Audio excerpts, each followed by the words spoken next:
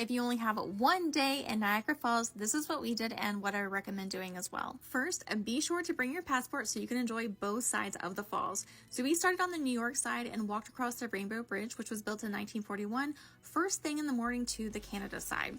The view from the bridge gives you a wide shot of the falls, and it only costs $1 to cross as a pedestrian or a bicyclist and $5 in a car. After walking along the Canadian side for a bit, we stopped to have lunch at the Skylon Tower, and we all really enjoyed this 360-degree revolving dining room experience. The food was pretty good, and it had a breathtaking bird's eye view of Niagara Falls. After seeing the falls from a distance, it was time to get up close and personal. So we walked back to the New York side and started at the Cape of the Winds.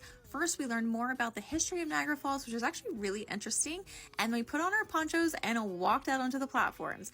We were a little bit chicken and we didn't get too close, but we still got plenty wet and excited for our last activity, which was Maid of the Mist. Knowing we were going to get soaking wet on the Maid of the Mist, we made sure this was our final activity of the day, and riding the boat out onto the Niagara River really helped us feel the full power of the falls, and they are very powerful. And as expected, we got drenched, so make sure you have a change of clothes or plan to go back to your hotel afterwards to dry off.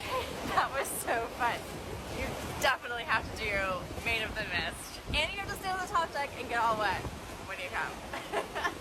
We only had one day in our itinerary to explore Niagara Falls, and honestly, I felt like we kind of did everything in that one day. I don't know that you need a ton of time to experience this location, but it was a bucket list item, and I'm so happy that I went, and I think it'd be really cool to go at a different season. We were there in the fall, and it was absolutely beautiful with the changing leaves. I've also had friends go in the winter when everything is iced over, and that seems pretty cool, so I definitely think it's a location that you can have different experiences at different times of the season.